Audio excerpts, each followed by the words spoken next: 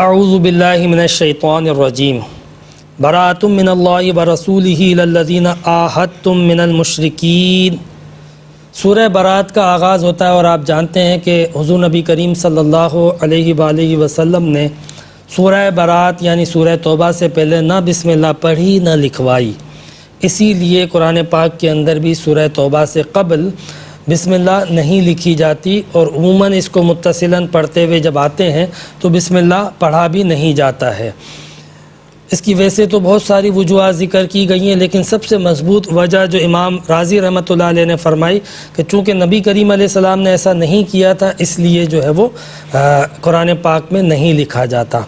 بعض لوگوں نے اس کے مضامین کے پیش نظر کہ بسم اللہ میں رحمت کا ذکر ہے اور اس صورت کا آغاز جو ہے وہ چونکہ کافروں سے بیزاری سے ہو رہا ہے، اس میں قتال کا حکم دیا جا رہا ہے، تو اس وجہ سے مضمون کی مناسبت سے بھی بعض لوگوں نے بسم اللہ نہ لکھنے اور پڑھنے کی وجوہات کو تطبیق دی ہے، لیکن سب سے مضبوط وجہ وہی ہے جو امام رازی رحمۃ اللہ علیہ نے فرمائی ہے۔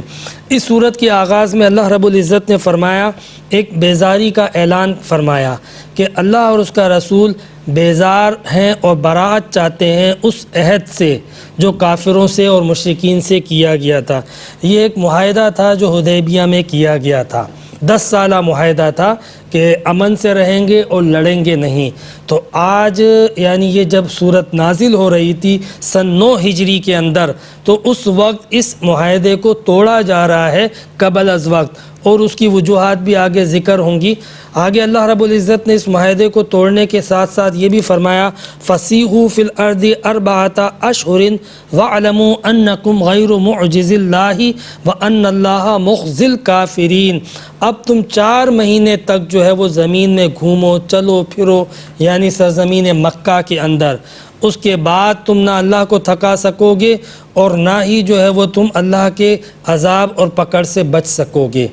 یہ یہاں پر برات کا اس صورت کی ابتدا میں باقاعدہ اعلان کیا گیا۔ 9 ہجری میں یہ صورت جو ہے وہ نازل ہوتی ہے۔ حضرت ابوبکر صدیق رضی اللہ تعالی عنہ حج کے لیے تشریف لے جا چکے تھے، نبی کریم علیہ السلام کو بھی حج کے لیے جانا تھا، فتح مکہ بھی ہو چکی تھی، لیکن حضور نبی کریم علیہ السلام حج کے لیے تشریف نہ لے گئے، اور حج کے لیے تشریف نہ لے جانے کی وجہ یہ تھی کہ آپ جانتے تھے کہ وہاں پہ وہ کبھی قدیم طرز جو ہوگا کفار مکہ و مشرکین مکہ کا، وہ طواف کر رہے ہوں گے ننگے ہو کر، وہ اپنے بتوں کو بھی پکار رہے ہوں گے۔ تو حضور علیہ السلام نے حضرت ابوبکر صدیق رضی اللہ تعالیٰ عنہ کو یہ پیغام دے کر بھیجا تھا کہ آپ اس سال حج کے لیے جائیں اور منع کر دیں سب کو کہ آئندہ سال جو ہے وہ ننگے طواف نہیں ہوگا، آئندہ سال جو ہے وہ مشرکین طواف نہیں کریں گے، یہ آپ جا کے اعلان کر دیں۔ اس کے بعد جب یہ آیت نازل ہوئی تو اللہ رب العزت نے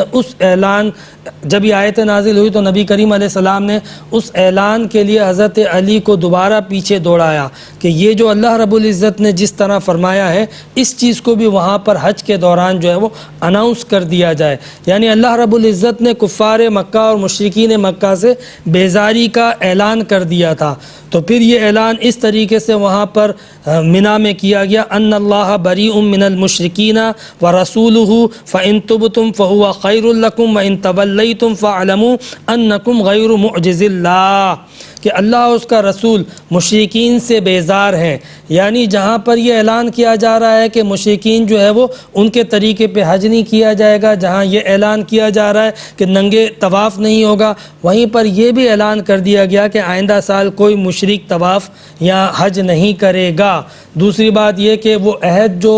کیا گیا تھا حدیبیہ میں اس کو بھی توڑا جا رہا ہے، اور اس توڑنے کی وجہ یہ بتائی گئی کہ چونکہ حدیبیہ میں جب یہ عہد کیا گیا تھا یعنی جنگ بندی کا کہ اب مسلمان اور مشرکین نہیں لڑیں گے، مشرکین نے اس لیے جنگ بندی کے اوپر رضامندی ظاہر کی تھی کہ احد اور بدر میں جو ایک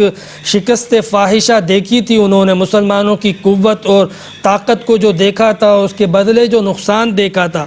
تو انہوں نے ایک سازش رچی کہ ہم صلح کرتے ہیں اور پھر اس صلح کے دامن میں ہم مسلمانوں کو کمزور کریں گے اور ان کے خلاف جو ہے وہ کوئی نہ کوئی جو ہے وہ جال بنتے رہیں گے۔ لیکن ہوا یہ کہ صلح کے بعد اسلام جس تیزی سے پھیلا، جس تیزی سے بڑھتا چلا گیا، کیونکہ امن کی حالت میں اسلام کو سمجھنا، اسلام کی احکامات کو سمجھنا، اور پھر اس امن کے زمانے میں تو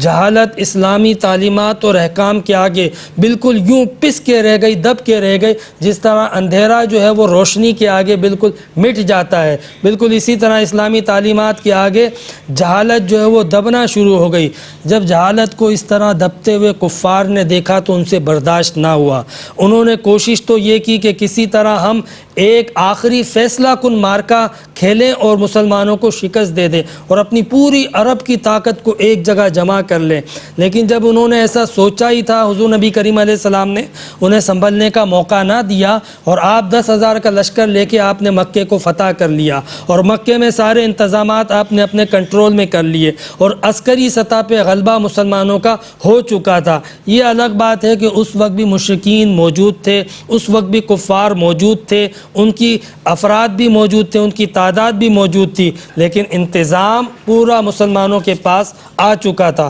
مکہ فتح ہو چکا تھا۔ اب اس انداز میں مکے کے اندر تو کوئی سازش نہیں ہو سکتی تھی، اس لیے انہوں نے ایک اور کوشش کی کہ کسی طرح ہم طائف یا حنین میں مسلمانوں کے خلاف کوئی جال بنتے ہیں۔ چنانچہ پہلے طائف میں، اس کے بعد حنین میں ایک جال بنا گیا جس میں کفر نے اپنی ساری طاقتیں جھونک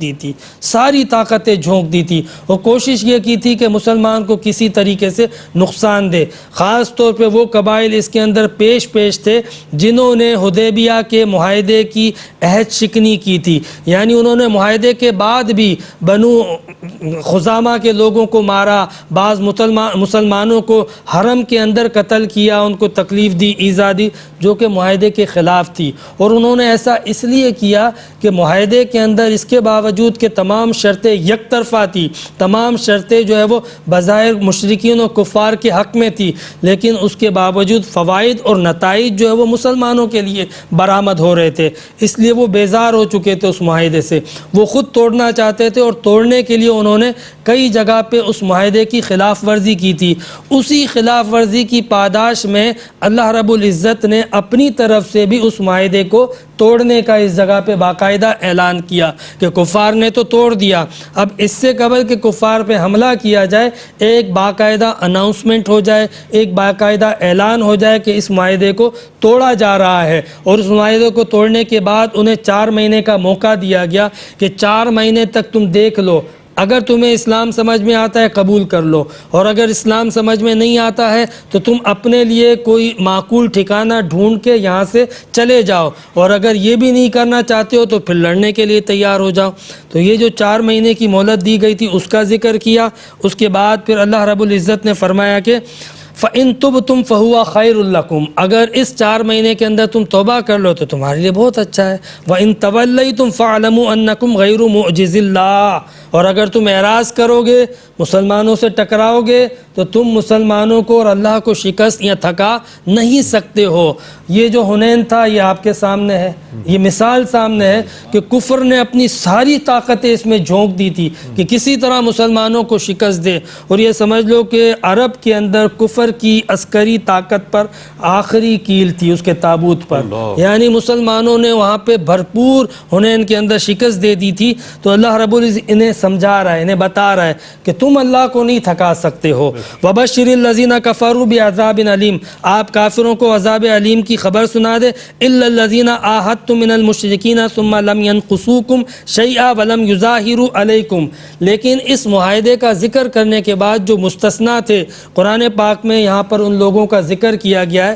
کہ وہ کفار، وہ قبائل کے جنہوں نے عہد شکنی کی تھی، حوازن تھے، بنو ثقیف تھے، بنو نذر تھے، ان سب سے، اور مشرکین مکہ تھے، ان سب سے تو یہ معاہدہ ختم جو حدیبیہ حدیبیہ میں 10 سال کا کیا تھا، اس کو ختم ہونا تھا 16 ہجری میں، لیکن 9 ہجری میں اس کو ختم کیا جا رہا ہے۔ البتہ قرآن پاک میں یہ بات کہی گئی کہ جن لوگوں نے معاہدے کی عہد شکنی نہیں کی تھی، خلاف ورزی نہیں کی تھی، اللہ تعالیٰ نے فرمایا کہ ان لوگوں کے ساتھ اس معاہدے کو نہ توڑا جائے۔ یہ بنو حمزہ اور بنو کنانہ کے لوگ تھے کہ جنہوں نے اس معاہدے کو برقرار رکھا تھا، کوئی اس کی خلاف ورزی نہیں کی تھی۔ تو اللہ رب العزت نے فرمایا فَأَتِمُّوا إِلَيْهِمْ